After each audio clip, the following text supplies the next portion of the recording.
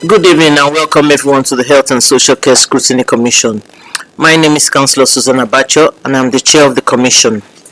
Before we start the meeting, I have a few housekeeping announcements to make. There are no planned fire alarm tests this evening. If you hear the fire alarm, please leave by the nearest fire exit and make your way to the agreed assembly point, which is St. John's Courtyard off Duro Street. Council security staffs will be available to direct you. The public toilets are located at the main reception area. Please switch your mobile phone to silent while in the meeting room. The meeting will be live streamed by Southwark Council, your YouTube channel. A recording of the meeting will also be available on YouTube after the meeting has ended. May I remind members to raise their hands if they wish to speak, and please wait until I give them the permission to speak before contributing. Members of the public are welcome to record, screenshot, or to post the public proceedings of the meeting. A copy of the council protocol for reporting and filming is available on the Southwark website. Are there any apologies this evening? I haven't received any, Chair. None received, thank you. Please, can voting members present in the room and the scrutiny project manager please introduce themselves when I call them one by one. Councillor Maria. Councillor Maria Linforth Hall, St. George's Ward, Vice Chair of this committee. Thank you. Councillor Naima. Councillor Naima Ali, North Woolwich Ward. Thank you. Councillor Sandra. Councillor Sandra Rule, Nunheads and Queens Road Ward. Thank you. Councillor Esme. Councillor Esme Dobson, Rye Lane Ward.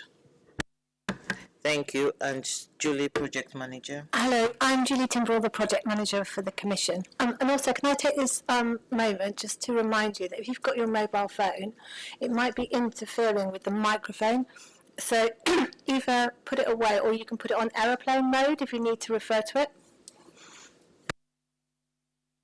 Thank you. Are there any business which the chair deems urgent? None. Thank you. Does any member wish to declare any interest or dispense of the respect of any of the agendas? None? No, Chair. Thank you. Yep. We're now going to start with agenda item 4, GP appointment updates. Can I please introduce, call Charlotte and Rebecca to come forward, please? Yes, please. Would you like us to sit here, or would it be better? You can sit here, yeah. And here you're just going to go through the presentation page by page. I'll explain. All right, thank you. And also introduce yourself, please. Thank you. Thank you.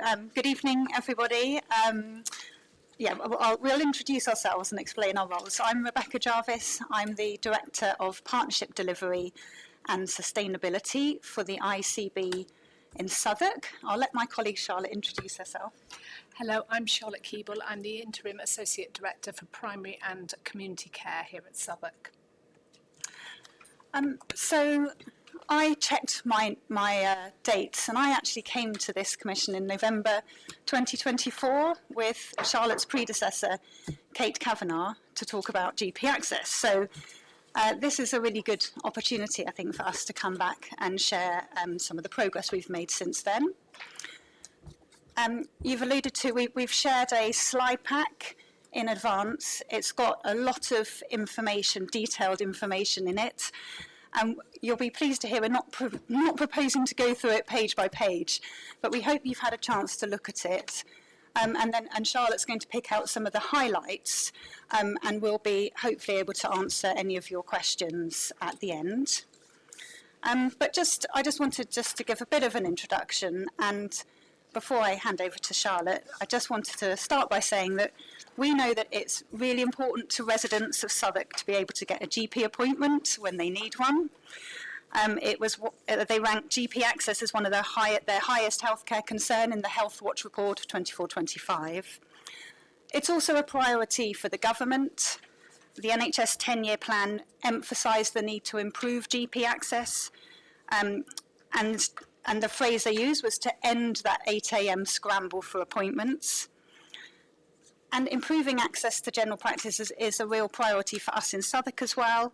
It's one of the strategic priorities for Partnership Southwark, and it's embedded in our 5-year strategic commissioning plan. So we are taking this really seriously. So in terms of this evening, we're going to talk through, like I said, some of the progress we've made in the last year. I would say in summary, it's an improving picture, which is good news, but performance does vary across practices, and one of the things that we are doing is trying to identify where there's that unwarranted variation. So variation that can't be explained by sort of population demographic differences. And then we're going to identify those, we're identifying those practices and then supporting them to bring them all up to a level.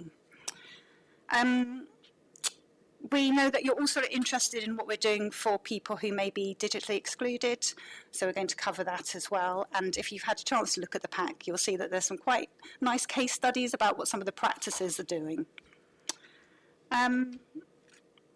So yeah, I think that was all I needed to say by introduction. So I was going to talk about some of our key areas of improvement, and I was going to start by talking about GP access first of all, and then I'll go on to digital inclusion. Slide 11 shows that we've seen an increase in our 2-week appointments with an additional 115,454 appointments delivered over the last year, so that's up until December 2025. That represents for us a 5.74% increase, and that is one of the markers that we collect locally, but it's also a national performance target that we measure. In terms of same-day access for Southwark, we have seen a slight reduction from 52 to 48.9%. I don't think that should be necessarily seen as a bad thing. Patients may be booking further in advance for their appointments, not necessarily requiring on the same day. And also, it might be that our practices are referring on to or they're accessing other services, services like Pharmacy First. So we're watching that percentage. It's largely in line with what we're seeing across the average for South East London, but it's something that we'll keep an eye on. In terms of extended access, Southwark is one of the only boroughs across South East London that commissions additional enhanced access hours. We have 2 hubs, one in the north and one in the south, and we can see that they've delivered an additional 80,702 appointments over the last year. Those figures aren't reported nationally. They don't go into the national data set when reported, so it's really important that we're capturing those locally. Those appointments are really important for people that need to access appointments out of core hours, but also across weekends and bank holidays, so the sub-hub provide access to those appointments. A contractual change for practices from October the 1st, 2025 is to support improved access. Patients must be able to contact their practice via an online consultation tool. That's in core hours, which is between 8 and 6:30 on weekdays. And that is for non-urgent clinical or administrative requests. And they should expect to receive a response from their practice on that same day. So that's been a contractual change for GP practices. We know that in Southwark, 100% of our practices are compliant to keep online consultation systems open during routine hours. And our compliance changed from 80% to 100% over a 6-week period. So practices responded really well. That isn't to say that it's challenging for practices to be able to respond on the same day, and that's not necessarily been a popular change for GP practices nationally.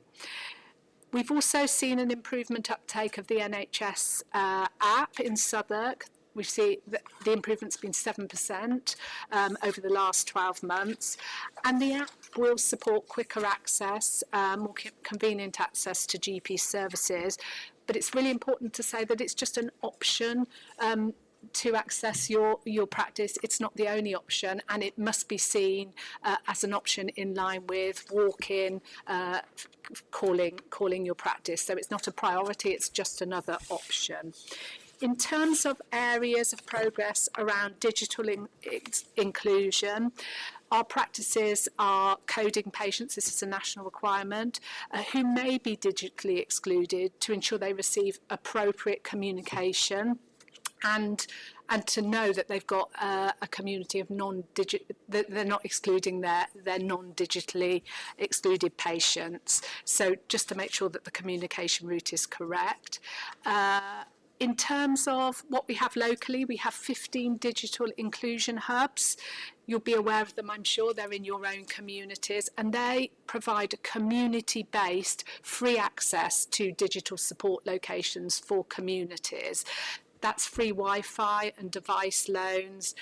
Also helping residents with their basic digital skills. So it's trying to improve and help people in terms of optimising how they can view their health records and how they can contact practices. Again, it's not a must-have, it's just another option that we've given to practices. We have 16 digital champions, and they help people to use digital tools, so they will provide that support. These are practice-based staff and volunteers, so it's very much hand-holding and very practical support. So could I stop you? I'm quite confused about where we're at in all the data you've just been given. I can't follow because I don't know what page we're on. I'm There's sorry. the 15 of this and the something else. I can signpost you to that. I'll do that. It's on page 17. Is the digital inclusion? So you said there was 15 of something or other. I There's did. 15 digital hubs. And where I does don't that- know. We where haven't does it actually say said that? we haven't actually said that in the paper. It says Southwark has digital hubs in each neighbourhood, but some neighbourhoods have more than one. You said which will you all be aware of? I'm a ward council. I've never heard of it. So. Oh. 15 digital hubs and 16 volunteers. That's what I heard. That's correct. And what I can do is provide you with the information of all the digital hubs after. Apologies, it's not there, but I think that's a good call, and my apologies for that. So the digital champions, as I said, are practice-based staff and volunteers, and they just provide a hand-holding practical support for residents who may want to improve their digital access. And just for signposting, on slide 23, we've just provided a case study, which is from the Queen's Road Surgery and Silverlock practice, and they demonstrate how they provide that drop-in support for their residents, and that's led by the digital champions. So it's very much a coaching around the NHS app and support there. We have over 200 registered health ambassadors, and I shall pull the slide. That one is, no, that's slide 18. Thank you, Rebecca. Those are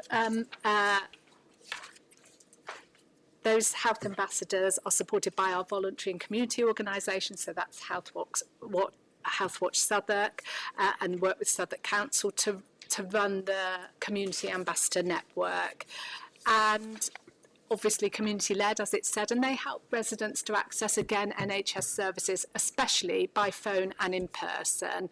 They're also very supportive about people who might face language barriers, and are also responsible for providing feedback from residents around improvement to health services. So that's a bit of a whistle-stop tour of everything that's in the pack.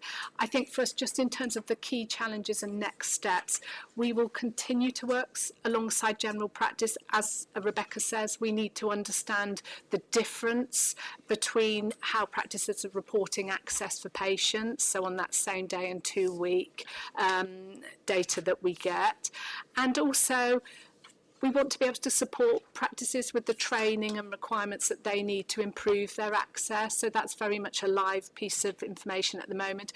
We need to improve our data quality reporting. So we've got some work undertaken locally to make sure that we've got very accurate reporting on data quality.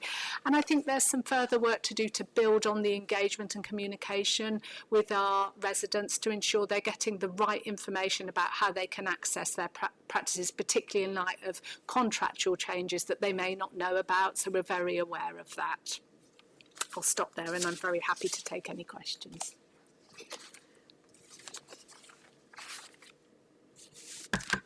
Thank you. Before I call Maria, I just want to make a little comment. Back before COVID, or back in the days, you call your GP, and if you didn't have an appointment slot, they will say, okay, come in by 11, because the GPs then had a break from 11 till 1 to see people who are working. And now we've created lots of ways to get to your GP, online, this way, that way. But last week I called my GP to book an appointment because one of my blood pressure tablets were reacting with me. And I was told, well, it's going to be 3 weeks. And I said, well, 3 weeks, that means I have to stop that tablet because I don't like the way it's doing.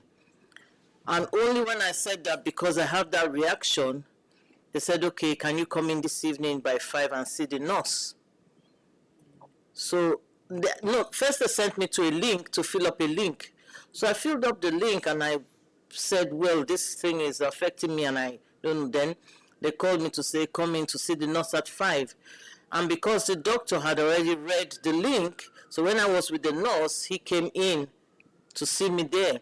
So I mean, we're not going forward. We're still going backwards, because yes, we have so many people who need help and everything, but this doctor's appointment are still 3 weeks, 4 weeks. It doesn't really help people who need them immediately, or who needs to talk to a doctor to say, what can I do? This is what's happening. I don't know. I'm sorry to hear that. It's very difficult when it's an individual case to comment, but yeah, I'm sorry that you've had that experience with your local practice. Councillor Maria? Chair, thank you very much for the presentation. However, thank you very much for the presentation. However, I have still a concern about the digital inclusion. Because yes, you have done all of these hubs, and yes, you have volunteers, and yes, it's working, but the majority of the people don't have a clue that that is happening. So how are you going to inform the general public about it? That is absolutely essential, because they haven't got a clue about it. And the other thing is, everywhere you go, is you have to go either online, or you have these QR codes everywhere. People don't understand what the hell a QR code is. They don't even know how to take a picture, or how does it work. So that is another concern. I went to the surgery last week, and it was an old woman in there saying, they told me to take a picture of that horrible box in there. And I said, well, that is called a QR code. Yes, whatever it is, I can't do it. And she was almost in tears because she didn't understand what the QR code was for, because she wasn't explained. And the QR code was only to inform you how to register online. She doesn't have a clue how to register online. So that is my main concern. Also, if you go actually you call the doctor in the morning, before 8 o'clock or immediately after 8 o'clock, yes, they may give you an appointment for the day if it is urgent, but that will be only for that day. If you cannot go on that day, forget about it. Then you have to call the next day, and the next day, and the next day. So those are my concerns. Yes.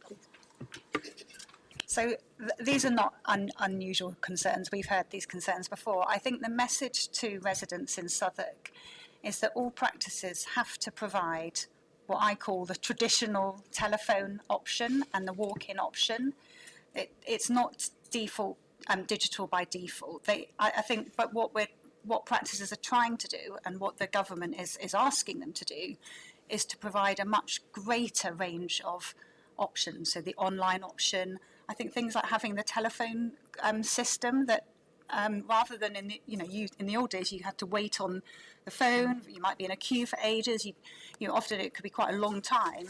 Now all practices have an option where they will call you back, and it does work.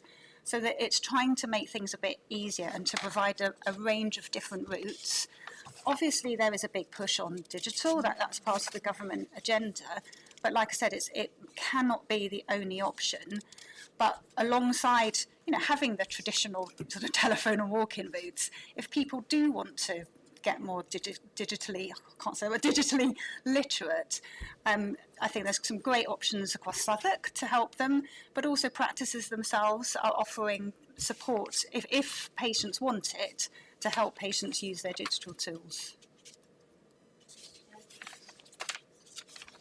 Chair, I think it will be important for you to inform people, like, for example, the Pensioners Association, because they know about these things and they are trying to help as many people as possible. So if you send all the information to people like them, I think it will be a good initiative. Yeah, it's a good Thank idea. you. Councillor Sandra? I don't think it's just pensioners though, Maria, because even on Saturday I was out on the doors, and it was about how to register to vote, and get a postal vote. And it's the same thing like you said, it was QR code. So the woman goes, what's this? Dot. I said, that's the latest thing, it's a QR code. And I took a picture on my phone to show her. But she is one of the few people who didn't have a smartphone. You know what I mean? So it's I don't know how you get to these people. So she didn't have a smartphone. So I said, oh, well, you might have to, I gave her the electoral services number to phone up because she didn't have a smartphone. So yeah, I think it's still the thing where they assume that 99.9% of the population have got it.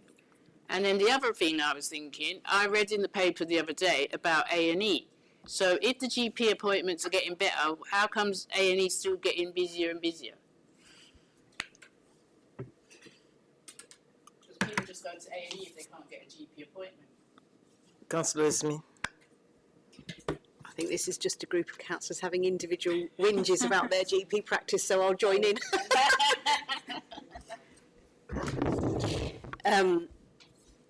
I remember before COVID, for my surgery, you could book an appointment online, and it's never gone back to that. So I can't book an appointment online. So for me, things haven't gone back to how they were before COVID. Because, for a non-urgent condition, I would like just to book an appointment which fits in with my schedule. Do you know what I mean? And so I definitely can't do that anymore. The 8 a.m. things never worked for me and I'm a carer for my husband who has dementia. It's just I'm never going to be doing an 8 a.m. scramble. So I've always used e-consults. But the thing about e-consults is you've got zero control when they're going to call you back. Exactly. I've kind of had to accept it, but the bottom line is, it's always, you have to, have this glued. It's when I go to the loo that they call me back, yeah? Or they call me back when I'm walking around Sainsbury's. I don't really want to discuss my health issues when I'm walking around Sainsbury's, do you know what I mean? It's just so, and then the other thing is, I don't know when it changed, but we used to be able to do e-consults, evenings and weekends, and now it is restricted to office hours. If it's office hours, I may as well ring. The whole joy of an e-consult was that I could do it when the issue occurs, which is often evening and weekend. Do you know what I mean? And yeah, the last thing is just and this is a general statement about the kind of the state of health and social care generally in this country. Back in the day, you had confidence that a GP was kind of coordinating what's going on. Do you know what I mean? And now I feel like I've got to do the coordinating. I've got to get the urine sample, make sure I get it in, check the app to see what it says, read the results, tell the doctor whether I think we need antibiotics, you know what I mean? And it's a little bit like supermarkets that have gone to the self-checkout. It's like they want you to take on more of the work. It's just like, I've already got quite a lot of work. Do you know what I mean? I'm kind of tired of being the coordinator, I yearn for that day when I was, you know, when we were growing up, we had a family doctor, you know what I mean, who knew you and all that kind of stuff. I know, you know, like, it's just kind of, and it's so many aspects of life that things seem to have got worse and more difficult. And is it all because we're just living longer and life's more complicated, or what is it? I don't really know. Sorry, anyway, just adding to the whinges. Should we just add? I think it's quite difficult for us to respond to individual, you know, concerns about specific practices. I mean, I would urge, if people do have issues about their own practice, I would urge you to use their complaint system. It's something that it does come through to us. We do.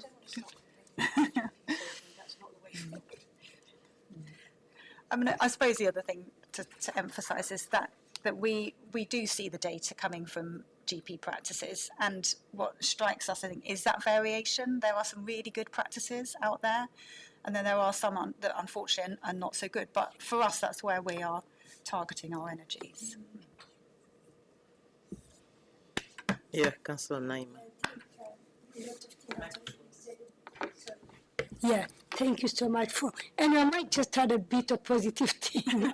Sometimes I know last year my experience was much better because when you just call straight away, like my GPLC, I was so impressed. But obviously, because of high demand, you know, inadequate resources, you can just like call. Maybe sometimes the doctors are not there. Maybe something just happened, and cases some individual might kind of like need urgent, where some cases are not. So I remember last year it was more easier. You call appointment the same day. I was so impressed. But lately, you like when I called, for example, last week, it was somehow not very urgent, but I wanted that case to be dealt with, just a referral from my GP. I was told I will be contacted within the next 5 days.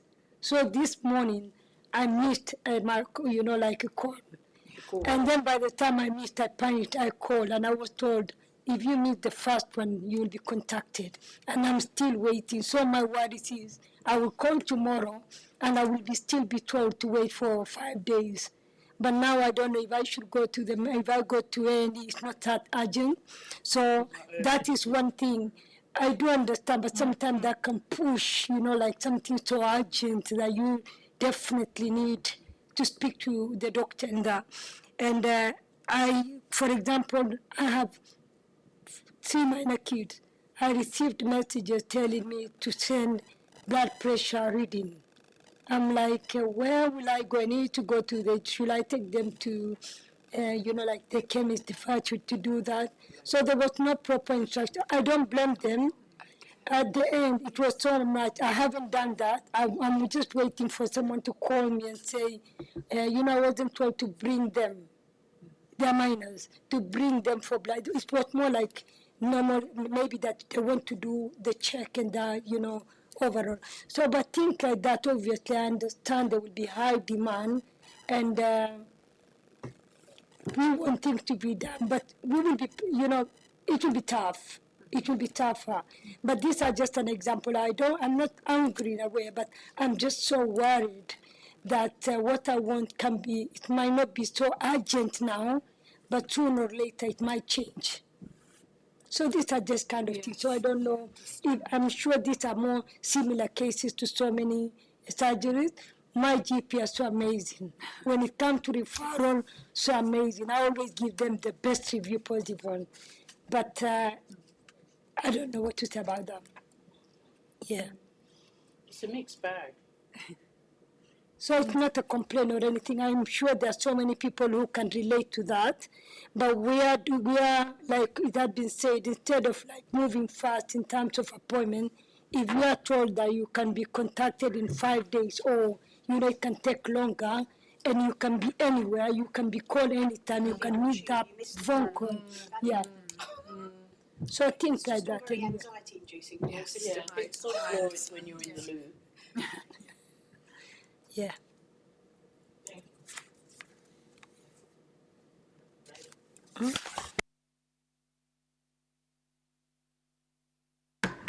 Okay. Is that all the questions?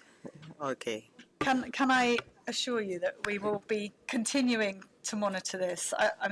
I hope you've heard from us how much of a priority it is for us.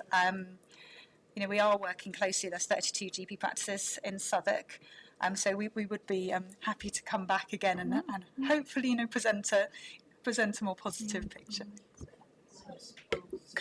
Can I add on to something? I just went to our beautiful leisure center, and there was that beautiful machine for blood pressure, BMI, and everything. I remember going there within half an hour, 10 minutes.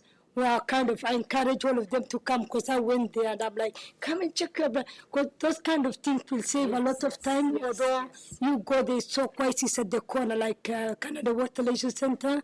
It's just so amazing, beautiful machine that can save a lot of. I think one of the libraries has got the thing machine reader. Yeah, and Camberwell Library's got the machine that does the blood pressure, and I think there's one out there. So these are the positive things anyway. But, things like this are positive. It's kind of something that can save the doctor's time and all that in some ways. But, yeah. That's true. My chemist says Councillor Esme? Thank you for the positivity. Sorry. I had a saga a year or so ago where a district nurse came, took blood test results, and then they just got lost. And they'd been uploaded on the Epic, the hospital system, not the GP system or something, so the GP couldn't access it or something. I did kind of look into it. It was Dr. Nancy I emailed. Anyway, there's something called London Care Plan, and apparently if the GP staff had known how to access London Care Plan, they could have found, I accidentally found them 6 months later on the Epic system, yeah? Myself, and then read the results and then asked, you know what I mean? But it's just like, if you could sort of ensure that all, that all surgeries know that they need to make sure that their staff have training in this system and know that it exists and know how to use it, that whole saga could have been avoided. Yeah.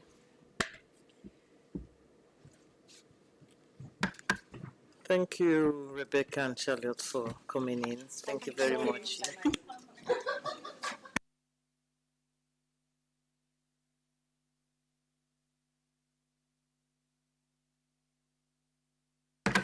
We now move to item 5, which is Cabinet Member Interview. Councillor Evelyn Okotie, Cabinet Member for Health and Wellbeing.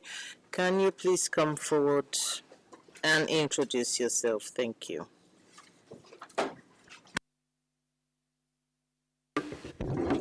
Hi everyone, my name is Councillor Evelyn Okotie, Cabinet Member for Health and Wellbeing.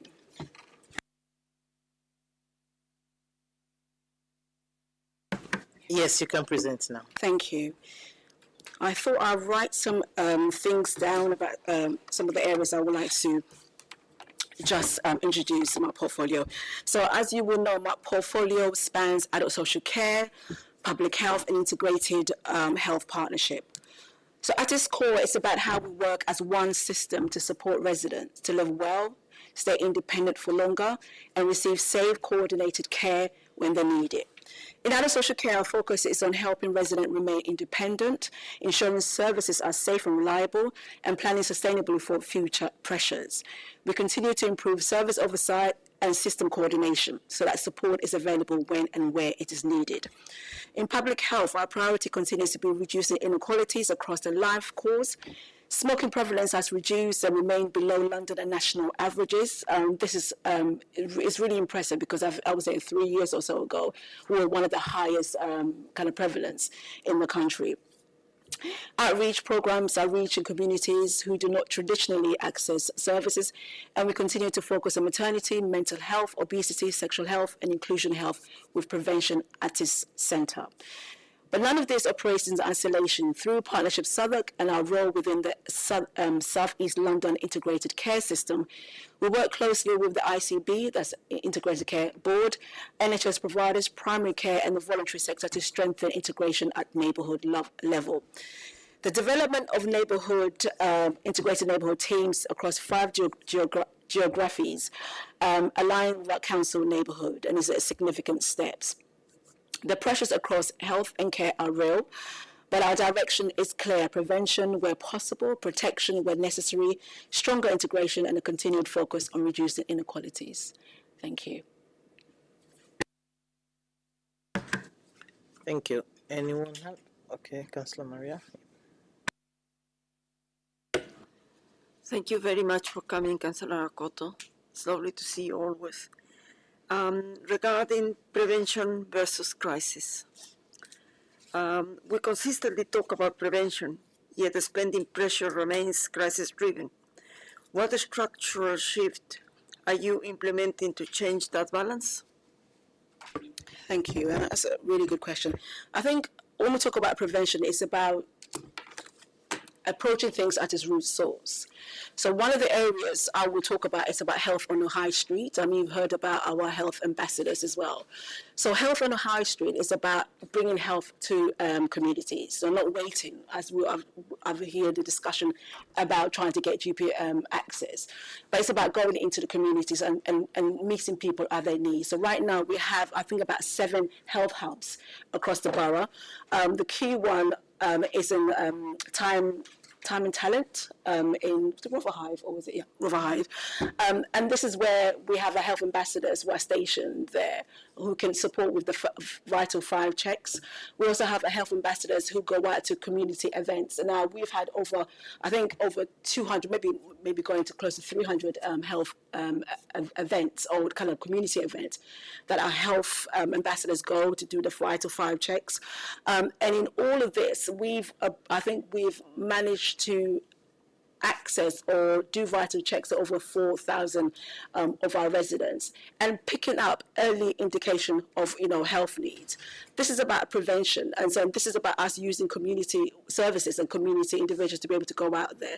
So that's the one area of prevention, and I could talk about that I basically personally implemented. I do remember when I started discussing about going out to communities, the health department weren't very happy about it. But we've managed to do it, and we're doing it successfully. And I will say also, we are managing to target some of our communities, especially our Black and ethnic minorities, who don't readily approach our GP service, our primary care, or even secondary care. But we are managing to contact them. And I will say also, we also have health kiosks. We have one in our libraries. I'm not sure how many. There's one I normally use in Camberwell Library, which is our health kiosk. And 80% of those who interact with our health ambassadors or the health kiosks are from the ethnic minority groups. And so basically the groups that we're trying to target. So we know it is working. And for me, that's prevention at its roots. Yes, thank you very much. I know that works because if you remember, the Health Watch did something with the Latin American community, and especially on GPs and the problems that they had with the GPs. And that worked extremely well because it was this interactive relationship between the council and the communities, and that was the Latin American one. Worked extremely well because we were able to learn an awful lot of things that if we didn't have that, we wouldn't have known otherwise. And I will say the health ambassadors, we have Spanish-speaking health ambassadors as well, who are focusing on the Spanish community because of the language barriers. So we are very cognizant of the fact that we have different groups that we need to make sure we bring in and engage a bit more with. Thank you. Any other questions? Okay.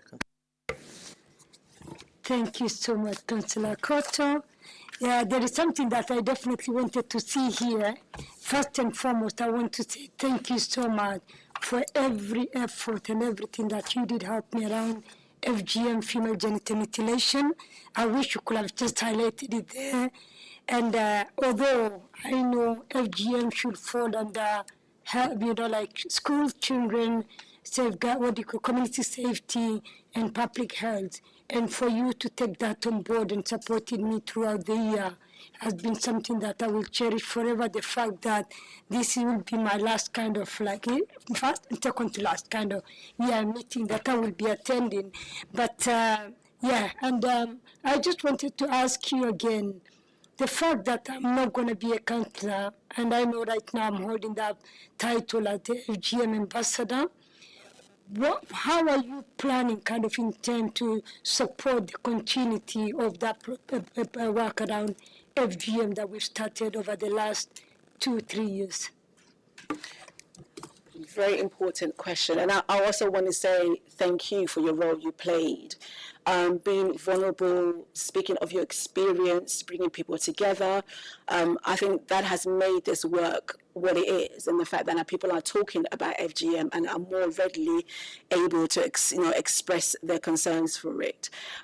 It's an important question you ask, because as you say, this is your last year, but I think from the last event we had, which was last month, with Southbank University, I know that they, because of your work, they intend to do this every year from now on. So it doesn't stop with you stepping down, but I will look on you to carry on with the work, because I don't think you need to be a counsellor to be an ambassador for such a great area. So I will look for you to carry on with that. You've got partners who are ready to support you going on. I think the most important thing is, how do we work with our partners, our NHS partners, our community partners, to be able to make sure that we keep this issue, a spotlight on the issue. One of the areas is about, the services that we have. And I think what we heard from some of the events we went to is that we have a dedicated service for FGM, but it's in Croydon. It's not in Southwark. And I think the discussion we've been having is that what can we do in Southwark, and what kind of support can we do in Southwark, have in Southwark. And I think the area for Southwark is about the community work. And I know you've led in Shaka Zuma, and I know they're doing great work in that. So how do we as a local authority support the community to carry on doing this work? I think what struck me at the last event was that there were individuals at the meeting who were still afraid to talk about it. I spoke to a lady who said that she's there to support you because it's an important subject, but her family will shun her if she was vocal. So we still have people in our community who are scared to really come out and speak about it, and so that's why your work is really important. That's why I can't. If I'm still in this role next term, I can't stop doing what I do. So I will be carrying on liaising with the NHS to see, okay, what support we can provide our communities within Southwark. I mean, there is something to be said about the kind of health professionals who deal in this. And we know we have a nurse in, I think it was St. Guy's or St. Thomas's, that focuses on FGM, but her work is not readily known.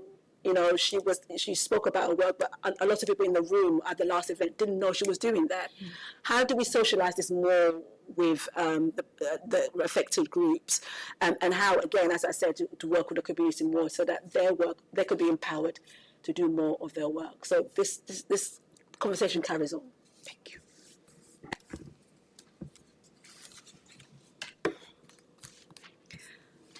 Hello, Councillor Koto. Thank you for coming. I've only got 3 questions tonight. It's quite limited for me, isn't it? I was going to say.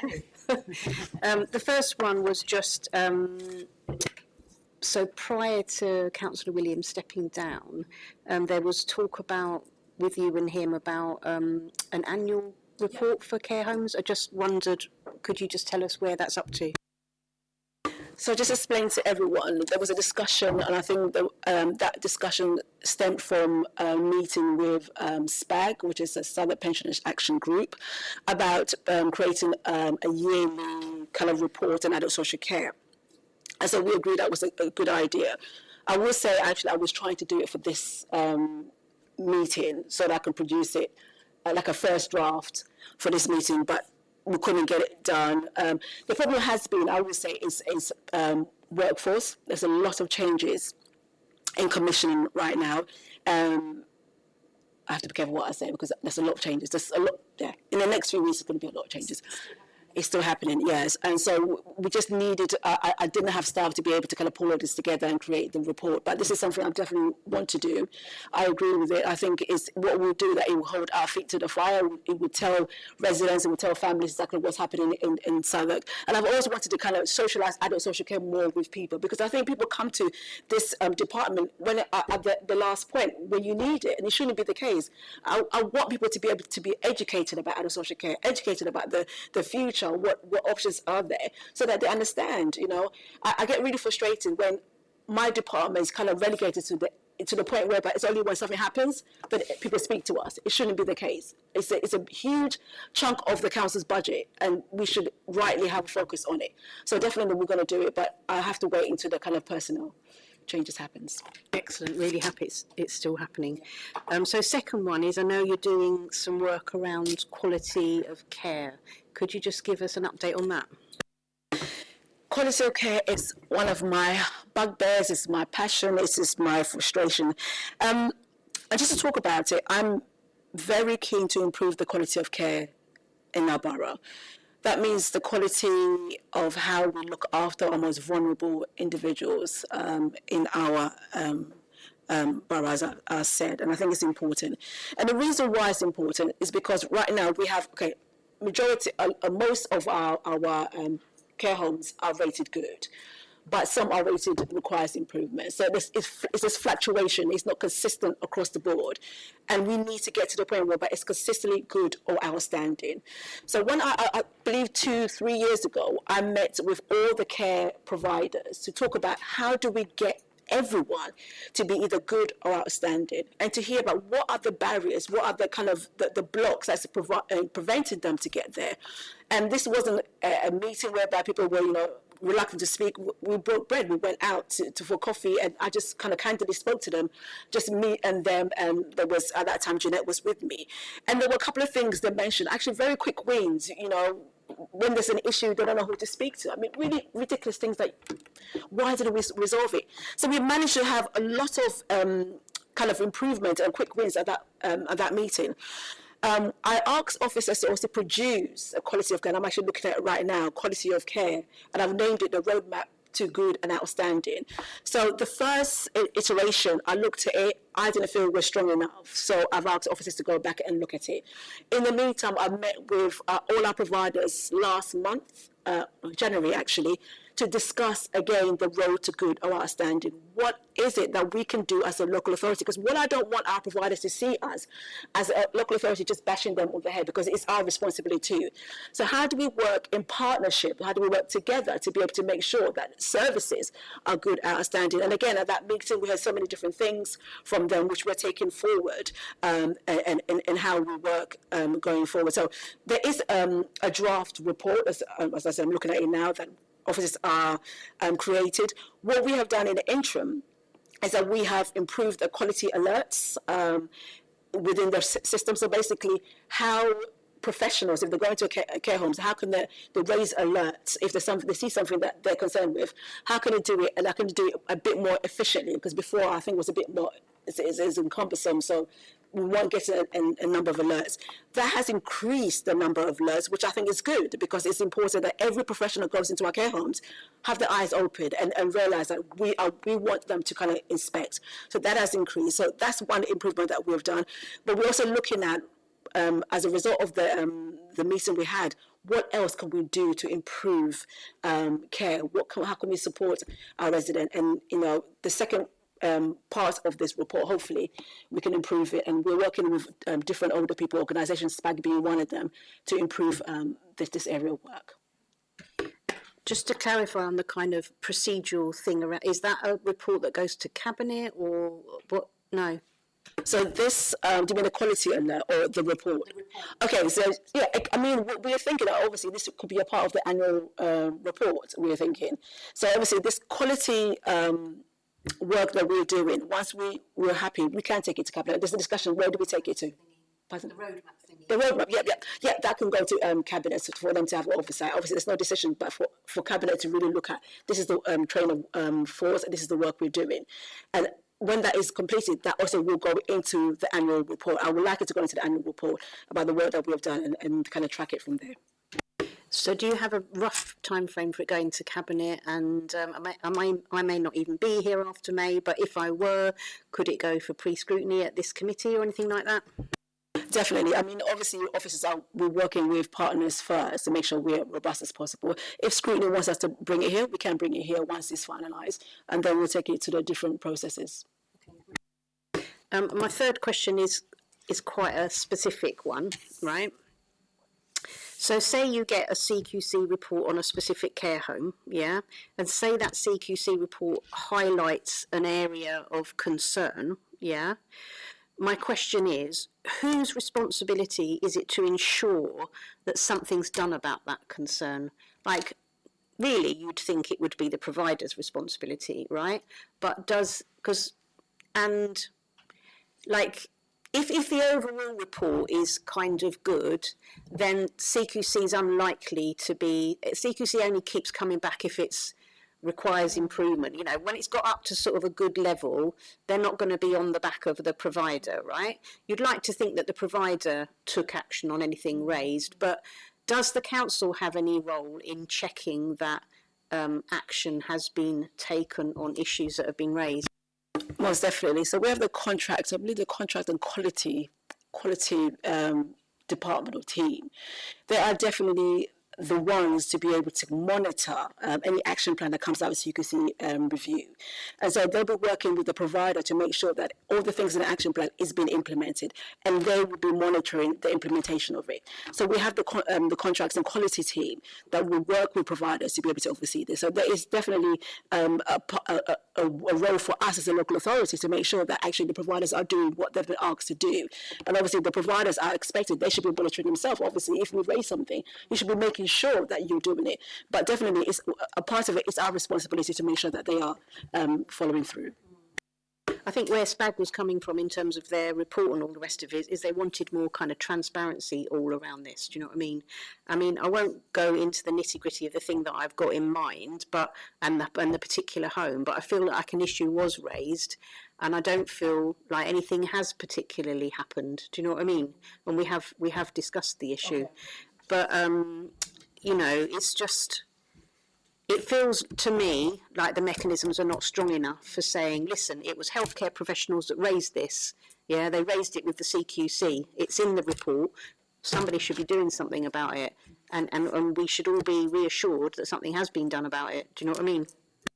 Definitely. I mean, I think with that particular case, and sorry, we can't go into it too much here, but with that particular case, as I said to you, I think we need to delve into that a bit more, because the contract and monitoring team are definitely the one to make sure that things that needs to be done, they are done, and they will continue to monitor. If we have a provider that goes from good to it requires improvement, there is a kind of a different process that we enact. So that is basically the monthly report, the monthly meeting with them, making sure that we do analyze inspection. So there is, we step things up.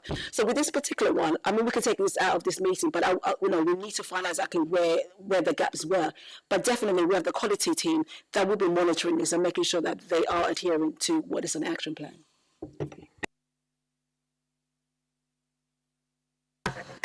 Okay, thank you very much. And thank you for presenting. Yep.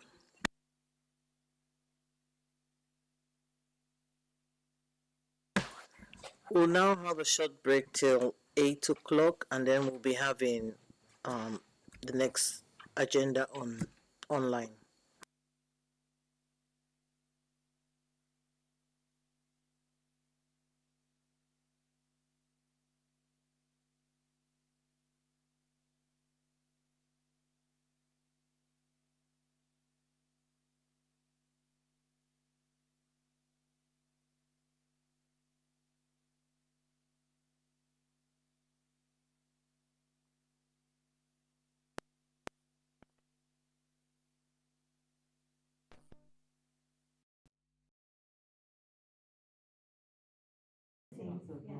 Yeah. 17th of March. Yeah. Oh, 17th of March. Are you crying? Right, so if you I will miss you. I will miss all of you. Yeah, so we're going to just have a break till 8 and then hopefully they'll come on. I transitioned it to like that whole screen, so it's not showing anything. Okay, thank you, that's great.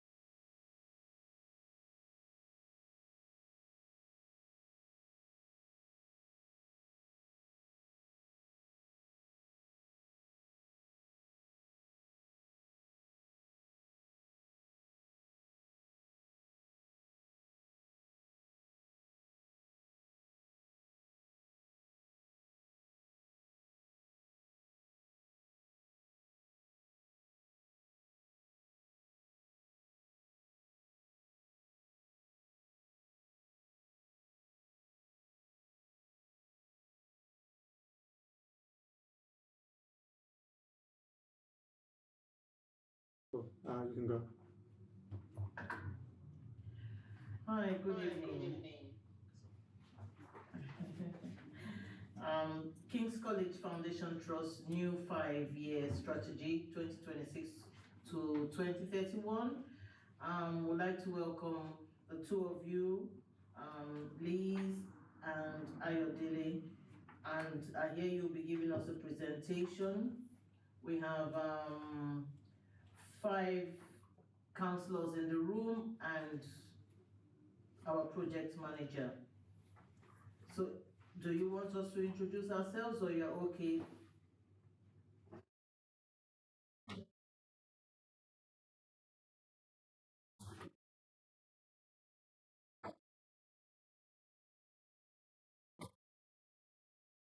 Yes, I'm going to ask both of you to introduce yourselves. Thank you.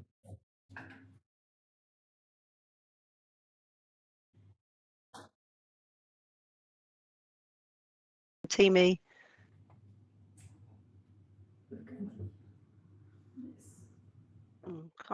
I can't hear Antimi.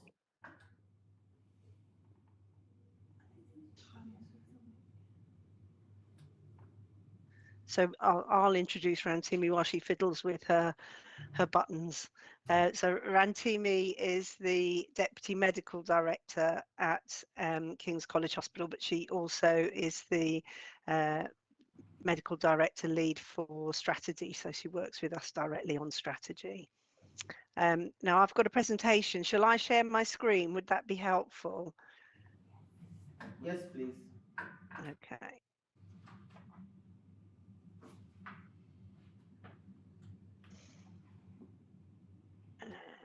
Can you see that? Is that okay?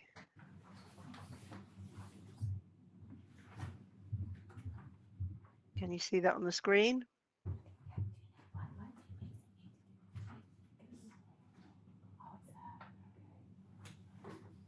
Hello, can you hear me? I can't hear you anymore. Can you hear me, Ren? Hear you. And can you see the presentation on the screen? Yes, we can. Oh, lovely. Great. Okay, so thank you so much for inviting us to speak to you this evening, and thank you for accommodating us online. We would have loved to have been there, but I live in the deepest, darkest parts of Kent, and so it was a bit of a long day, but thank you very, very much for having us. And so Rantimi and I want to talk to you a little bit about the new trust strategy. We are not planning to sign off the strategy until at the earliest May of this year, and so we've been doing some development work, and we wanted to make sure that we updated partners as early as possible around the development, so you could kind of input as early as possible as well. And so we have a current strategy that is called Bold, which if any of you have been on our sites has got really good comms and posters around it.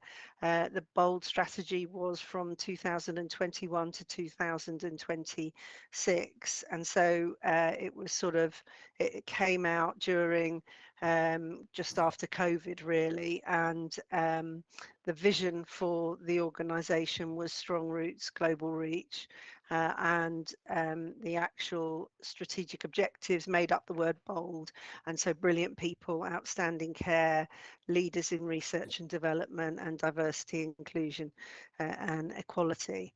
And so we've been working with the board since around about April of the last financial year, so April 2025, to begin to develop a new strategy, because Bold comes to an end in March 2026.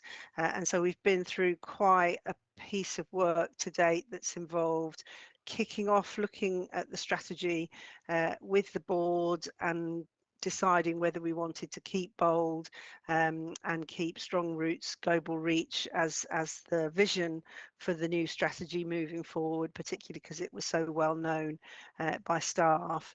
But we've worked with staff, and I'll go into detail about how we've done that in a little bit in a few slides time, but we've also worked with patients and communities since November, so we've been running a number of events, and you are one of the partners that we are looking towards and discussing things with.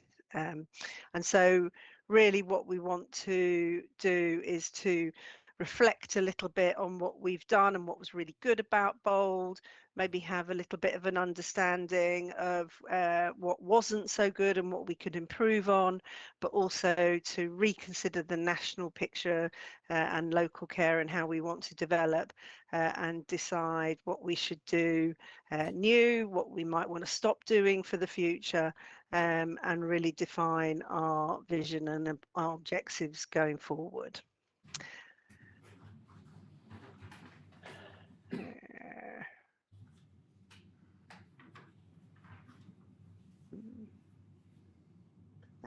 And so what we are doing is we've been building since probably around October, November time, working with staff, patients and the communities and our partners to really start talking to them about the new strategy and what they want to see from us moving forward.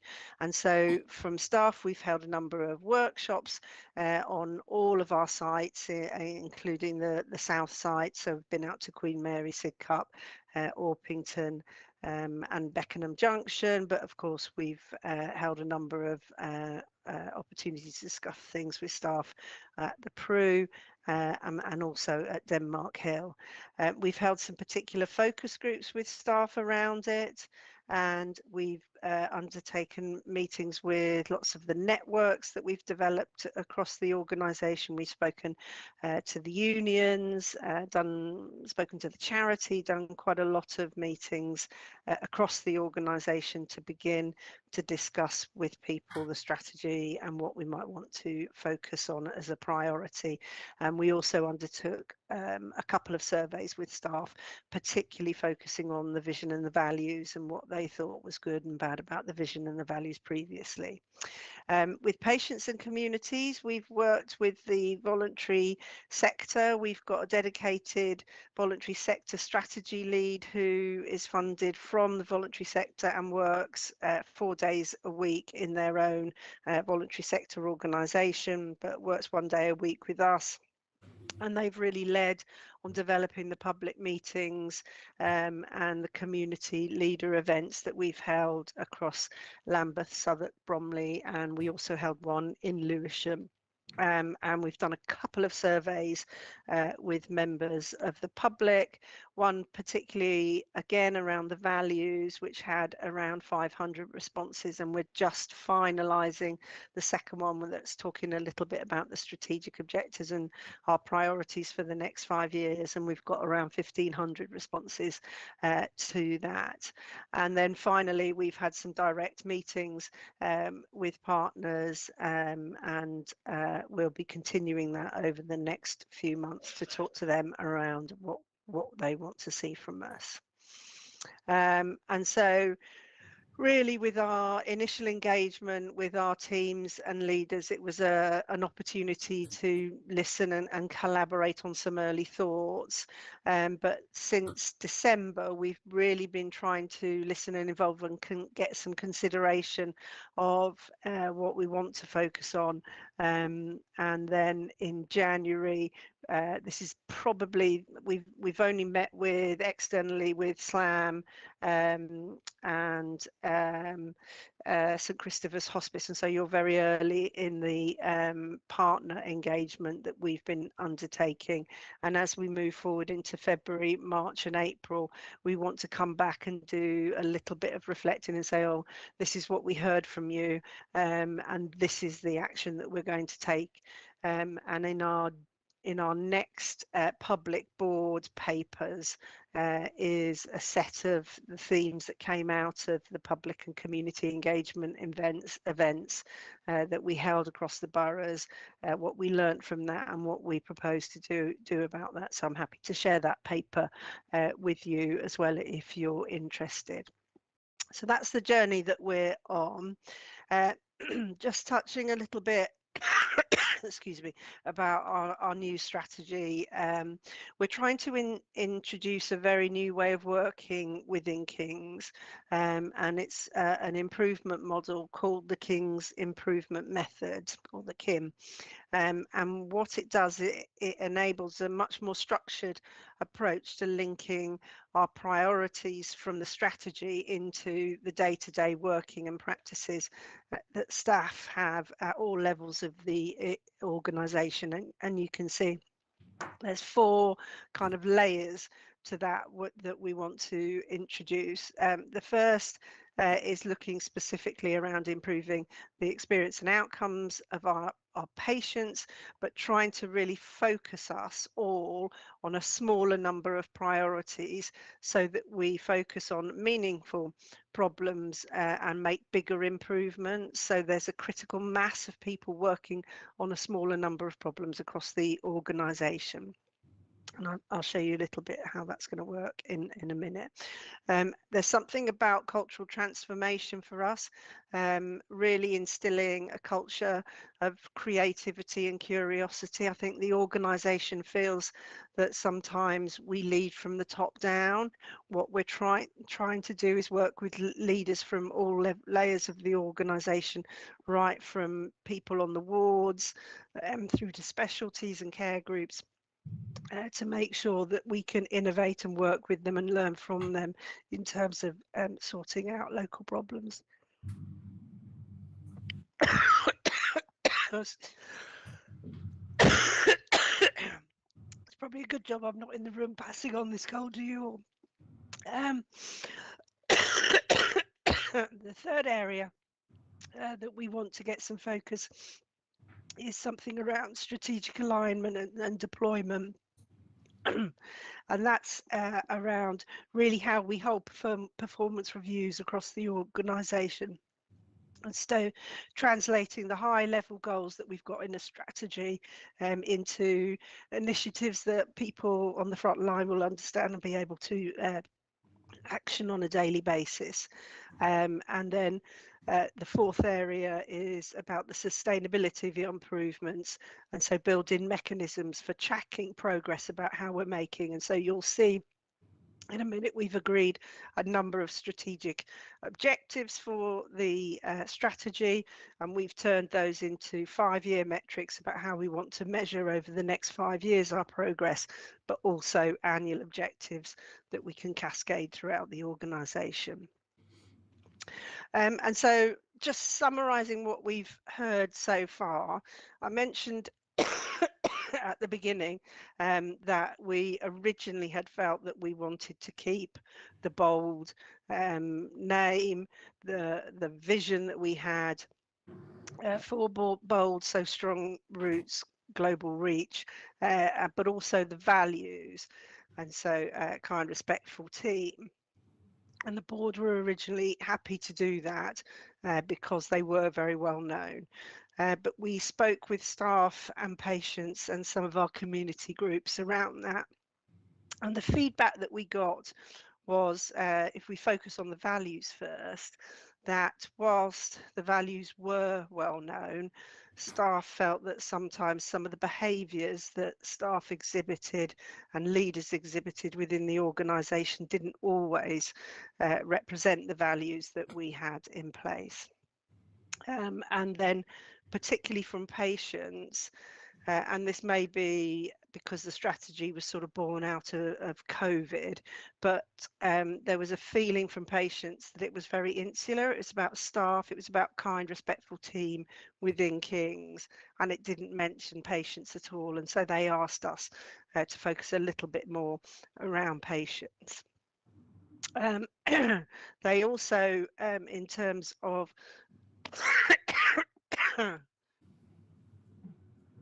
excuse me, in terms of the vision, strong roots, global reach,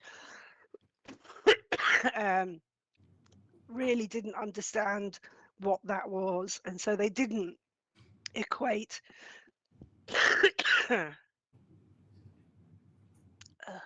excuse me, sorry, they didn't equate strong roots to strong roots into our local communities.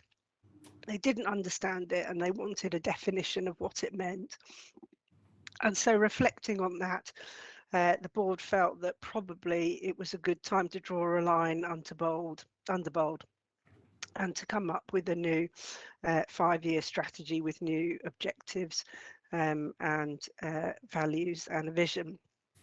And so this is the values, purpose and vision that the board have come up with. We've moved to 4 values. Caring is the value that we have introduced that talks to patients and the questions that the public had around that.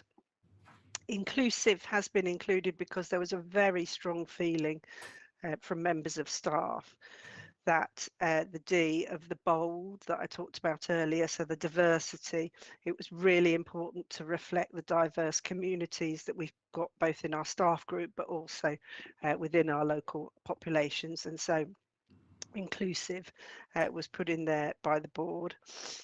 Collaborative was included because the board were keen to continue with the theme of having strong team links both within the organisation, across divisions, across the sites, but also really wanted to push for the organisation to be much more collaborative externally with partner agencies and work much more across South East London in partnership. And then innovative was a bit of a reflection of that piece that I talked about in terms of the King's Improvement Method. And so encouraging people to be curious, innovative, and to find solutions locally at a local level rather than requiring being top down and being told. A very clear purpose around providing outstanding patient care and experience to our communities and delivering world-leading research, education and training. And so trying to be very clear about our links to the local communities and how important that was for us and is for us, and a new vision around transforming healthcare. The board have got they've got their own phrase about being the best at getting better. But they are very clear that unless we transform the way that we provide healthcare across the entirety of South East London, we're going to continue to have problems financially and culturally, and so they want us to think very differently about that.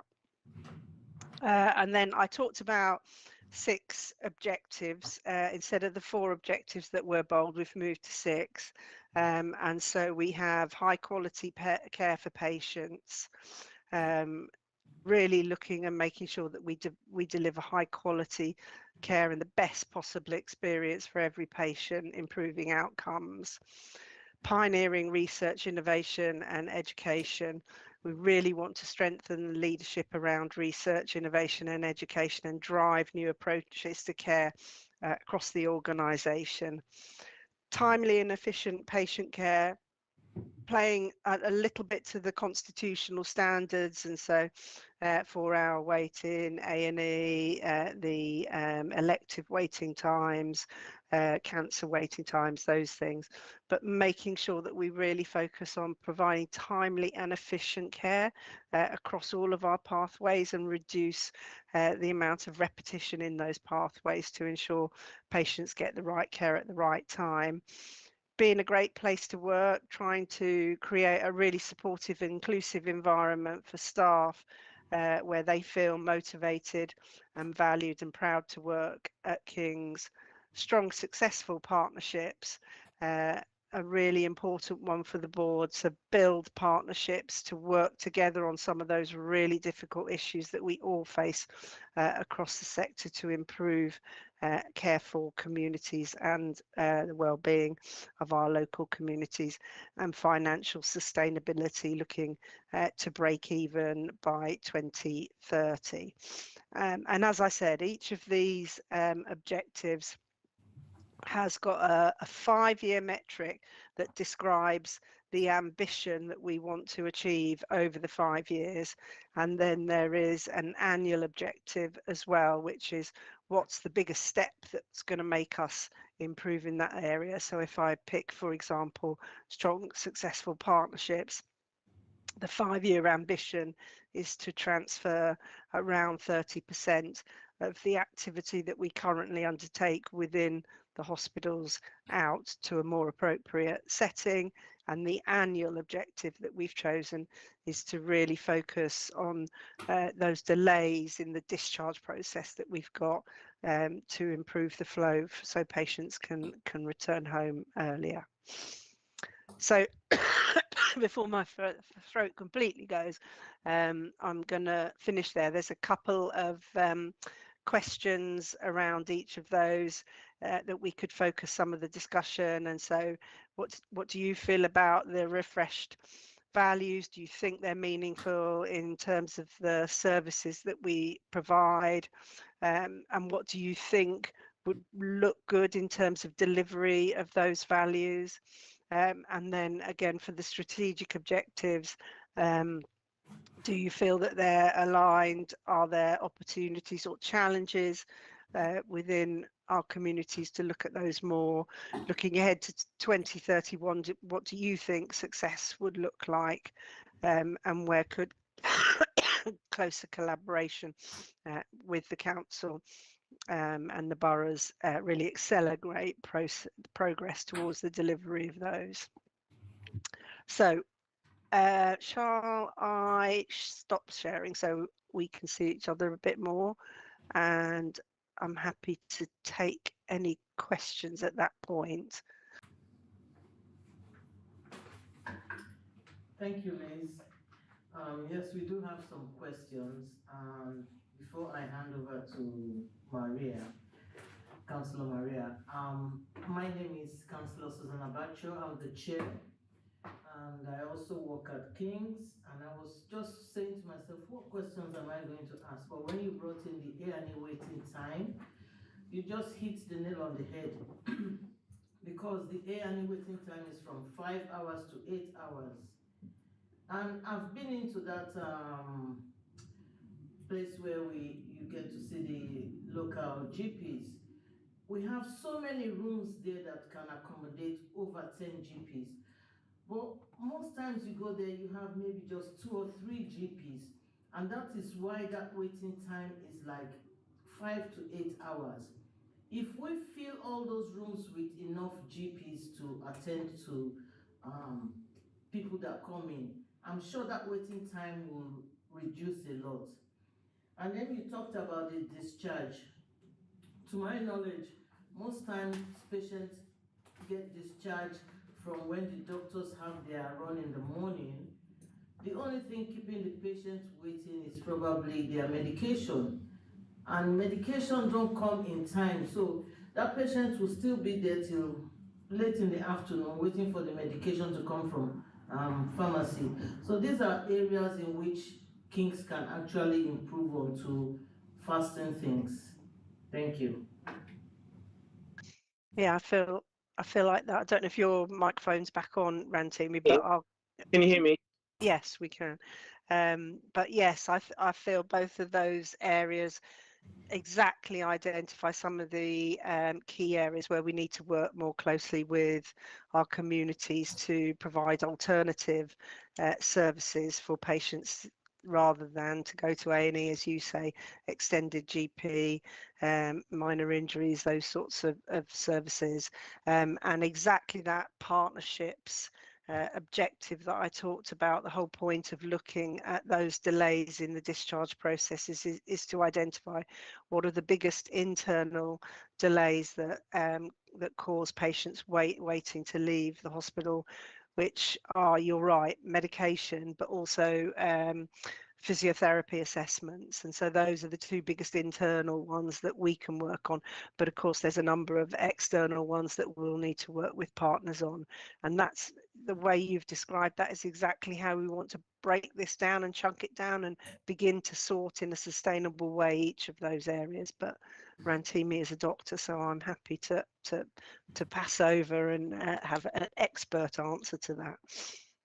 So thank you, Liz. So I think you have framed some of what we need to do around that. It is important to define some of those delays. But if you think about what you said about the ward rounds, the ward rounds will happen with a senior doctor, for example, and a resident doctor. The resident doctor's on the ward round, and the resident doctor has to also go and do that discharge documentation and the medication. So it's not a straight link from I've seen the patient and therefore medication should be ready. There are more steps in the link before you get to the stage that medication comes to the ward. So there's quite a lot of work in every hospital really to understand what are the particular delays and why those delays occur, which can be anything from the process, but also, you know, staffing and are the right staff available at the right time to get different components in the discharge pathway completed.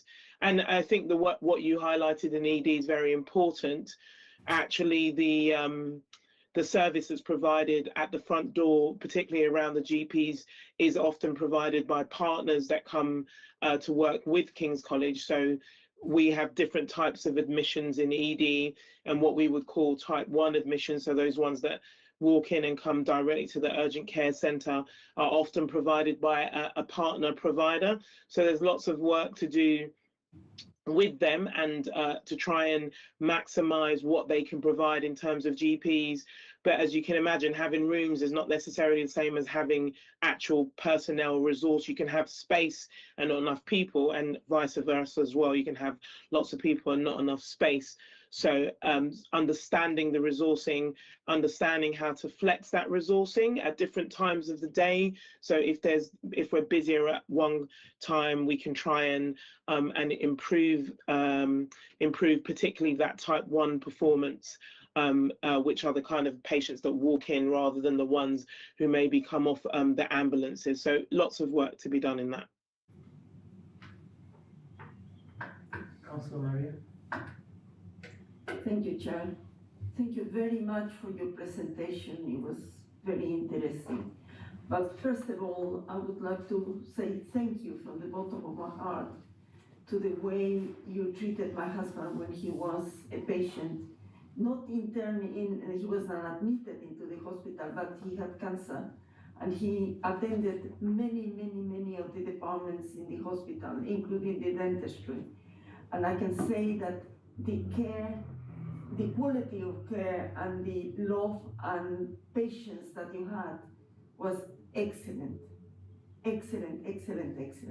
The only thing I tend to agree with Councillor Abacho is the waiting on A&E. That was absolutely unbelievable. But I can understand the problems, the issues, and that you're trying to resolve it. If I may, Chair, I have 4 questions to ask. Thank you very much. The first question is the community voice. How many Southwark residents directly influence this strategy?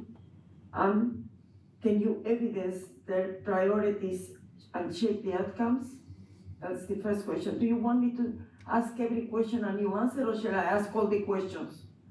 Yes, I'll ask all the questions. Thank you. Second question is the financial risk. You already spoke about the financial situation. If financial pressures intensify, which services are most vulnerable over the next 5 years? Third question is cancer and diagnosis. Your strategy speaks about transformation, but how specifically will it reduce later stages of cancer diagnosis in Southwark? And finally, the fourth question is integration challenge. What structural barriers still prevent seamless integration between hospital, GP, and social care, and who is responsible for removing them? Apologize. Yeah. They're good questions, don't worry. Yeah. They're fantastic questions. Which one do you want to take, Liz?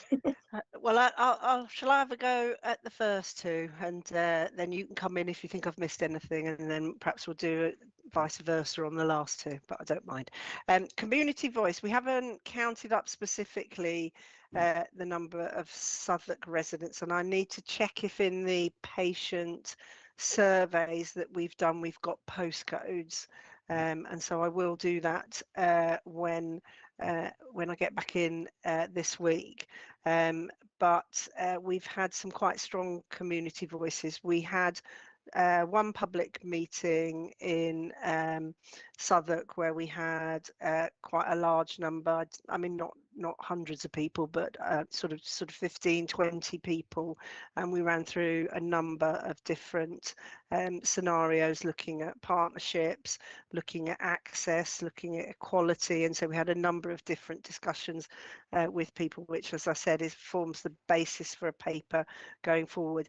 The work that we've done to date isn't the only work that we want to do. Want to come back out and talk to, so we're planning further community sessions in all our local boroughs with a bit of a, this is what we heard from you, and this is what we want to do, and I can make sure as we move forward doing that we get a kind of a number from each of the boroughs moving forward. Financial risk, I don't know that I would identify specific services. I think that are more vulnerable than others. I think what you see in a big hospital such as King's, when we are put under financial pressure, and we have a big savings target to make over the next 2 to 3 years, is that the complexity of our systems mean that you do begin to see some of those blockages, and that's exactly what this whole process is aimed at looking at, and so reducing the variation in pathways, and so we're really slick in what we do, and we improve the flow of patients across the system, and so it's always difficult looking at financial risk, but what we're trying to do is really utilize the staff who are working in services, who understand the services and understand where the biggest impact is going to be, to get them to lead the changes and improve service provision and pathways for patients. Anything that you would add on those two, Rantimi? No, I think actually, as the question was asked about which services were at risk, I thought, what a fantastic question, and we need to be able to give a kind of robust response to that. I think, as you said, the key to managing financial risk is to make sure that the teams and the patients of various services are in part of the discussion. So I don't think I could say currently there's a specific service that we think is at risk, and as you said, we're in this financial situation, and it's a long-term a long journey to get ourselves to be more financially stable. So the services that may come into view for needing transformation during that time will be a number of different services. I think what we really need to make sure is that we've got good principles for how we engage on each of those services when we need to understand what their financial position is, rather than saying now that these services are specifically at risk and these ones are not. I think over a 5-year period, there's going to be need for every service to really think about how it's providing healthcare and making sure that it's doing that in a financially sustainable way as possible. So I hope that, even though we can't say a specific service, I don't think there's a specific service at risk at the moment, but all services need to be making sure that they're doing the right thing financially. So I hope that answers that question, because it was a really good question. So I hope that kind of gives you satisfaction that we are thinking about it. And then to the other things that you asked about, first of all, about the cancer diagnosis, and then about integration. The thing, we have a cancer care group, so one of the kind of service groups within the organisation focuses on cancer delivery, even though it obviously works across a number of different services to be able to do that. And then alongside that, we work closely with our partners, GSTT, and we work with CELCA as well to look at cancer delivery, not only at King's, but across the whole of South East London.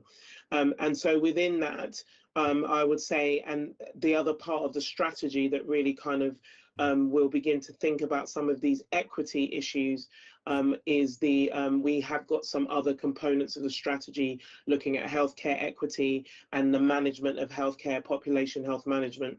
And so all of that together means that, for example, when you ask the question about cancer, I am aware, for example, that we had evidence that we had later diagnosis around a number of cancers within Southeast London, but specifically, for example, bowel cancer. And we did do some work with CELCA to try and understand that data and to really be able to begin to think about what does the screening for that cancer look like, and why is there evidence of maybe later diagnosis or later treatment of that cancer within Southeast London. And what I think this strategy will be able to provide is a focus that is already looking at healthcare equity and maybe thinking ahead about ways that we can ensure that we're looking at our data from an equity perspective and making sure that we are reflecting on the equity of access and experience and outcomes for patients. So hopefully over that kind of 5-year life of the strategy, will become more effective and more mature at thinking not just about what are we providing, but do we have evidence that we're providing it equitably, and do we have evidence that our patients are getting equitable outcomes from that? And if we have evidence that it's not that isn't the case, that we can start to think about doing things ahead and working with our partners to improve those things, because we've got a better handle on some of the data and we're thinking about it more effectively. And then in terms of the question about integration, again, another excellent question, particularly because of the 10-year plan, which I'm sure you will have heard of, that, you know, the 10-year plan that was released for the NHS as a whole last year, and which lots of NHS and partner organisations are thinking about how they will effectively respond to the 10-year plan. And one of the things that is key within that is the question of integration, neighbourhood teams. And so for Southwark and Lambeth, your host integrator is Guy's and St Thomas's for all of the kind of healthcare partners in the area. But we will obviously be working quite closely with them to make sure that we are thinking about that interface from primary care to tertiary care, primary care to secondary care to tertiary care, and then into social care as well. Some of the key things that I think we'll start to develop over the next course of the next year for King's and for healthcare organisations more generally is thinking about integrated neighbourhood teams. So who are these teams which will have various different partners from the health and social care spectrum, not just doctors, not just nurses, but, you know, a wide number of players working together in teams to try and provide some of that healthcare closer to where people are in their communities without necessarily asking them to come into hospital settings to receive that care. That working on those integrated neighbourhood teams is happening not just at King's, but is happening with all of our partners in South East London, and actually is happening across all of the different NHS regions. So NHS London has got a big piece of work looking at integrated neighbourhood teams and how they will roll out even more. So there's quite a lot of work going into the strategy, thinking about integration with our particular teams as they deliver care. So it is an important component of what we're taking forward. Thank you. Did we cover those okay for you? And thank you very much for... Thank you for the excellent responses. Thank you so much. And thank you for your kind words about the services that your husband received there. It's great when we hear stories like that. Thank you. I think that's all the questions from us here. Okay. Hold on. Great. Councillor Esme has a question. Hello, thank you very much for the presentation. So my husband's got advanced dementia, and he had he died last April, and so he was in King's for 12 days. And I mean, excellent kind of, like, we were just very fortunate in that we got an ambulance within about 2 minutes. I think they were on the way back from somewhere else. And the difficult experience that I'd had is that I'd rung for an ambulance, and they'd said he wasn't eligible for an ambulance like a couple of days before, and so it it kind of escalated to a stage. I mean, that's the first time that's ever happened, and if it ever happens again, I'm not going to take no for an answer next time somebody tries to refuse him an ambulance. But anyway, once we were in, it was an excellent in A&E and all the rest of it. Then we had 12 days on various wards and all the rest of it. You know, it was a challenging experience, do you know what I mean, in terms of, and the things that I found difficult were kind of turnover of staff, confusion around meds, you know, whether they were or weren't available, whether I could bring them in from home, not all that kind of stuff, do you know what I mean? But and there was some staff that wouldn't kind of acknowledge my role as his kind of family carer and stuff like that. But one of the things that kind of remains for me from that 12-day experience was kind of things being thrown away. So he can't walk, so he was hoisted to weigh him and hoisted to discharge him at the end. And so really quite kind of, you know, robust slings being used once and then going in the bin. And presumably that happens because it's cheaper to do that. I don't know.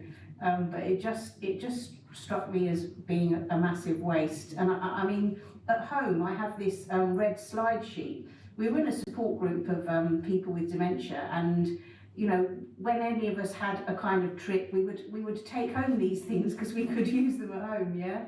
And I use this red slide sheet every day, and I've used it every day for, you know, knocking on 10 years. I've washed it like once or twice or something. This was a single-use thing which I've been using every day for 10 years, and my husband hasn't died from an infection as a result of reusing that. Like, I 100% get the need for infection control, particularly post-COVID. And as I say, my only conclusion must be that it's cheaper to chuck this stuff away, but I just found it a bit shocking, and I didn't know whether you could comment at all. Yeah, I mean, I'll do a generic answer, and then again, I'll pass over to Rantimi. So I lead the green sustainability work in the trust for Julie Lowe, who's the executive lead on the board, and we're really looking at those all of the single-use items that we've got across the trust to see if we can reduce those, because whilst it might seem cheaper and simpler to use single use and then dispose of them for, as you say, infection control reasons and things like that, actually the sustainability of the planet and the longer term use of that isn't necessarily the right thing. And so we've just about 6 months ago approved a new green sustainability plan, which we work jointly with across Guy's and St Thomas's, and we are looking at, we're setting up 10 working groups across everything from transport to medication use to energy, and so we've got 10 leads across the trust that are looking at all of those areas and beginning to review that and try and reduce the number of single-use items. Sometimes they are highly appropriate and best used, but we are beginning to challenge some of that, and that is a supporting strategy for this strategy, and so will form part of the work that we undertake moving forward. I mean, the classic one that most patients talk about is, and indeed I've had a knee operation and I had several crutches under my stairs for a number of years, but being able to bring those in, clean those, reuse them, there's been an enormous reduction in trusts that have done that effectively, particularly in A&E, utilising the use of that, and patients actually are very helpful in bringing those back because, like you, they can't understand the wastage of that. And so it's just making sure that we've got systems in place to do it effectively that do adhere to infection control guidance, and we comply with that. But not sure if there's anything else you want to say, Rantimi. No, nothing to add. It will have been done for infection control reasons, but like you said, we just need to be clear that we understand all of the single-use items that are being used in that way in the trust. So it will have been done for infection, but we just need to check that that's still the most appropriate way to manage it. Thank you. Okay. Any other questions? No, there isn't any more question. Thank you very much for coming in. And we didn't get an introduction from the third person with you there. No, sorry, I didn't see Sarah when we did our introduction. Sarah, I'm really sorry. Do you want to just introduce yourself at the end as a finale? That's okay. I think I popped up when you're introducing. Hi everyone, I'm Sarah Middleton. I'm Head of Stakeholder Relations. I work in the communications team at the Trust, and I support various teams with engaging with our partners on a number of topics, including the strategy colleagues here today. So I'm happy to be here to hear the rich conversations that have been had. Thanks, Sarah. So, as I say, we plan to come back out in March and April to kind of do a bit of a you said, we said, and you said, we did, sorry. And I'll come back with a better answer to that number of Southwark patients that have helped us shape the strategy as well. So hopefully we can come back just before the strategy is approved and talk to you again and tell you where we've got to. But thank you very, very much for your time and for staying so late to talk to us and let us do this as a virtual meeting. Thank you. Thank you very much for also bringing the presentation to us. Thank you. Bye. Thank you. Bye.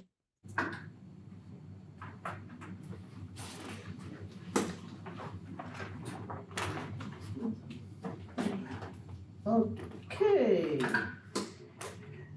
We're next on item 7. Was that online as well? No, I think it's paperwork. Isn't it, Julie? Yes. This is just between us. Yes. Oh, so this one is off. Julie, do you want to take over from item 7? Yes, Certainly, Chair. So you would have had in the paper some blood cancer reports from Blood Cancer UK to consider, and also there's a draft report that was circulated. So I've printed out paper copies of just the executive summary and the recommendations. Have you all got a copy of that? Yeah. Okay. The draft one. The draft one, yes. And so that was circulated online. Thank you very much for sending some comments through. Would you like to maybe summarise those comments you sent through, or would you like me to summarise them? Yes, please, if you don't mind. Yes, I can get them up on email. So hold on.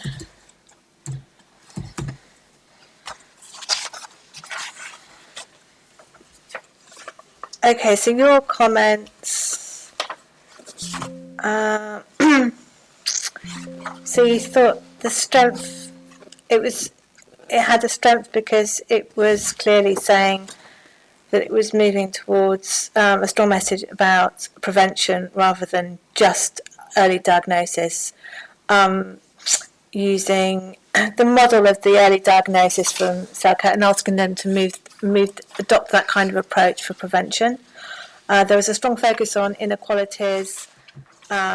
You liked the focus on blood cancer that had been added as a result of the review of those reports. Things that could be improved were financial framing, so emphasising the cost effectiveness of prevention, the savings from emergency diagnosis vs planned diagnosis, and the economic case for reducing late presentation.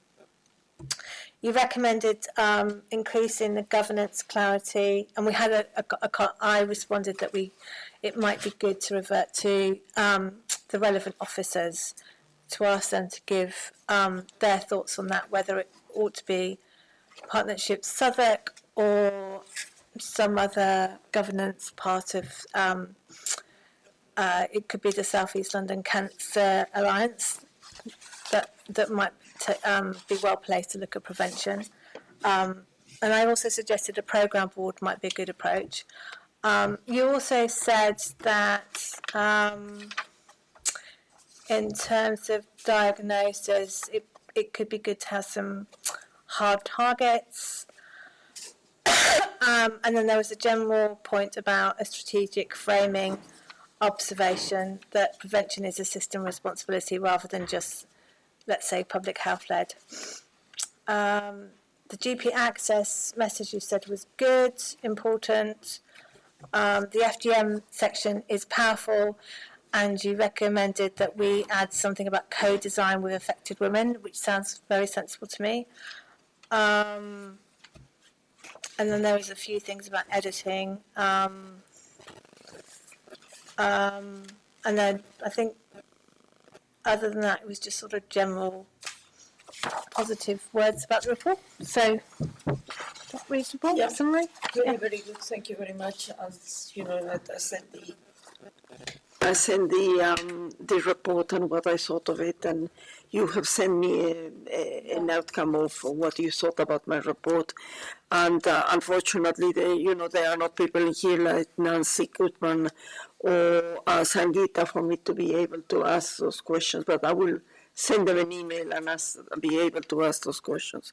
And I thank you for it. Say that you were going to include something else on the last draft. So the rest for me, the report that you did is excellent. You did a very hard work, and I thank you for it.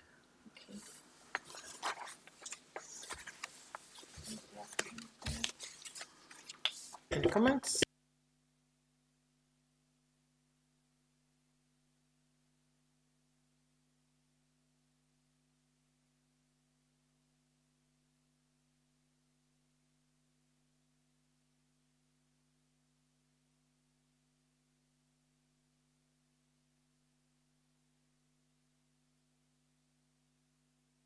Do members have any comment on the work plan? Please note that an additional final meeting is planned on the 17th of March before the pre-election period to cover the annual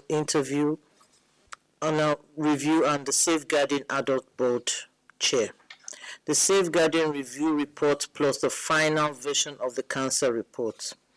Officers have advised they cannot attend to present the FGM report as there is service launch already planned that day. Any member contends to postpone to this next administrative year. So are you asking us to postpone this next meeting? Well, that item. Or the yeah, so that's the FGM item. Yeah, what I just said, although luckily... Mike. Yeah, because luckily I've asked Councillor Coach about it, and I will continue to do some work around that, and hopefully during maybe next year I will come here and present, so that maybe through maybe the new committee I might ask to if I can come and maybe put some questions in that. So nothing urgent, and I'm more than happy for it to be carried forward maybe to next year hopefully. You let me know, then I come over as a member of the public. I'm coming as a member of public anyway, both of us. Yeah. We might all be coming as members. Both of us, yeah. Okay, so yes. we agree to take the FGM to the next administrative year. Yeah. Julie, would you be able to note that down, because yes, of course. We don't know who will be the next chair of the next committee. Yeah, so I'll mark it down as a recommendation from this committee to the next committee. Yeah.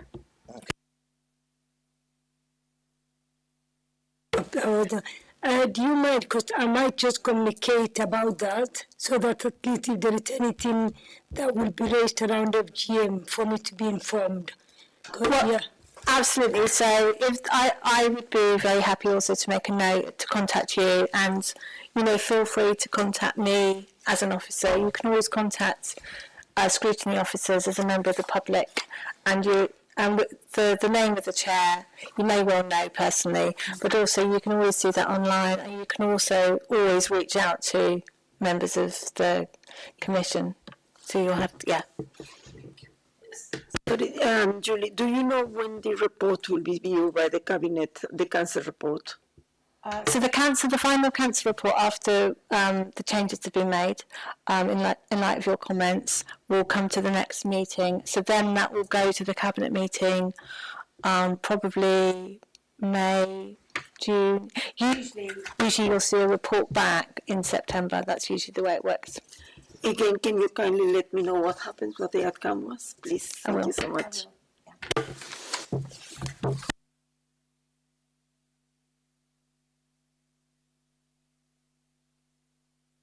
Do we have the items for the 17th of March? What will be discussed? Okay. Well, I have a look at Interview with safeguarding person, independent chair of safeguarding, and then it's the update on the Asylum Road care home. Because there was 3 things, and They are if both- TNT is going to be moved, those are the next 2 things. Oh yes, so that was the other item, the Asylum Road. So there's not going to be the FGM item. There will be the interview with the safeguarding chair. There will be the final report of the cancer, and there will also be the safeguarding report. But it might be good to share that via draft. And then you also requested an update of the Asylum Road care home. So there'll be a short briefing on that as well. But that's just going to be a written. Yes, it's just going to be a written briefing to note. Yeah. So It's not a massively packed agenda, is it, for the next meeting? No. And we didn't get any information back from the TFL. No. Don't know where it is. 34. It's 34, but which one of them? This one.